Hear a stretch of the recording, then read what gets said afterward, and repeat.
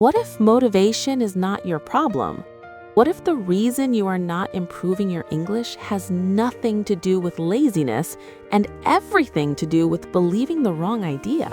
That sounds serious. Are you saying motivation is not important? I'm saying something even more uncomfortable. What if motivation is a lie we were sold? A lie?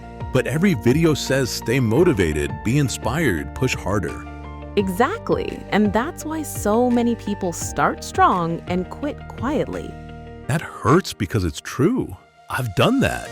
New notebook, new plan, big energy. Then after a week, nothing. Let me ask you something honestly.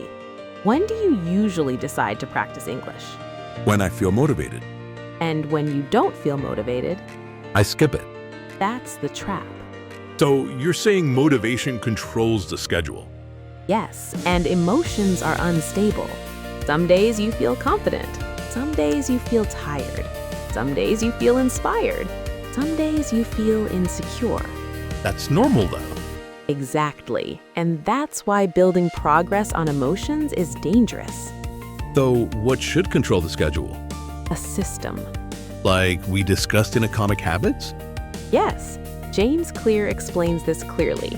You do not rise to the level of your motivation, you fall to the level of your systems. That line is powerful. And there's another book that supports this idea, The Slight Edge by Jeff Olsen. It teaches something simple but uncomfortable. Small daily actions feel insignificant, but they create massive long-term results. So both books say the same thing. In different words, systems beat emotions, consistency beats intensity. But motivation feels good. It gives energy. Yes, motivation is like sugar. It gives a quick boost, but it doesn't sustain growth. Then what sustains growth? Structure sounds boring. Boring builds fluency. That's not very exciting. Fluency is not built on excitement. It's built on repetition. So what does this mean for English learners? It means stop asking, do I feel like practicing today? Start asking, is it my scheduled time? Scheduled time. Yes, fixed daily 10-minute speaking time. Only 10 minutes? Only 10 minutes, but every single day. That feels manageable. Exactly. The slight edge principle says simple daily disciplines are easy to do and easy not to do, but the results over time are dramatically different. So 10 minutes daily seems small, but skipping 10 minutes daily also seems small. Yes, and that's where most people lose, because skipping feels harmless. One day doesn't matter. But one day becomes two, two becomes five, five becomes I'll start next month. That cycle is so real. Let me ask you something deeper. When you skip practice, what story do you tell yourself? I say I was busy or I wasn't in the mood. Exactly. The brain protects comfort. So how do we break that pattern? Remove the decision. Remove the decision. Yes, if every day at 8 p.m. is speaking time, there is no debate, no emotion discussion, no negotiation. So we don't ask how we feel. We act first, feelings adjust later.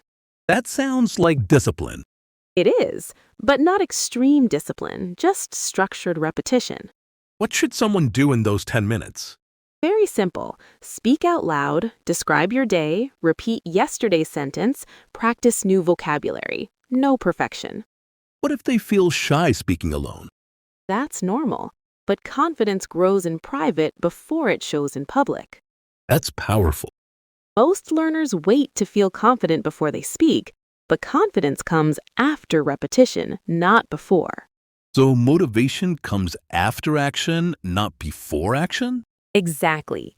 Action creates momentum. Momentum creates motivation, not the other way around. That changes everything. Let me give an example. Imagine two learners. One practices only when motivated, the other practices 10 minutes daily at fixed time. After 1 month, what happened? The motivated learner practices maybe 8 days. The system learner practices 30 days. That difference is huge. After 1 year, the gap is massive. That's the slight edge in action. Small difference daily, massive difference yearly. Yes, and this is not about talent. It's about structure. But what about days when someone is exhausted? Reduce intensity, not frequency. On low energy days, speak for 5 minutes, but never break the schedule. So the rule is keep the appointment with yourself. Beautifully said. I think many people don't respect appointments with themselves. That's true. If it's a meeting with a boss, you show up. If it's your English practice, you negotiate. That hurts because it's accurate. Growth begins when you treat your goals like responsibilities, not hobbies. So fixed 10-minute speaking time is the system. Yes, not when I feel ready, not when I'm inspired, just time-based repetition. What about weekends? Same time, same habit, stability builds identity. Identity again. Yes, Atomic Habits teaches that habits shape identity. When you practice daily, you become a person who practices daily. That feels stronger than I'm trying to improve. Exactly. Trying is emotional. Practicing is structural. I think people overcomplicate English learning, They do. They look for new apps, new methods, new shortcuts. but they don't protect time. Time protection is the real strategy. So motivation is unreliable, but time is predictable. Yes, and predictable systems create predictable growth. What would you say to someone who says, I'll start when I feel confident? Confidence is a result, not a requirement. That's strong. If you wait for confidence, you wait forever. If you act consistently, confidence slowly appears. This episode feels like tough love. Growth requires truth. Can we summarize today's system clearly? Yes, choose a fixed daily time. 10 minutes only. Speak out loud. No excuses, no perfection pressure. Repeat daily. And continue for how long? Minimum 30 days, but ideally 90 days. Because identity change needs repetition, and repetition needs time.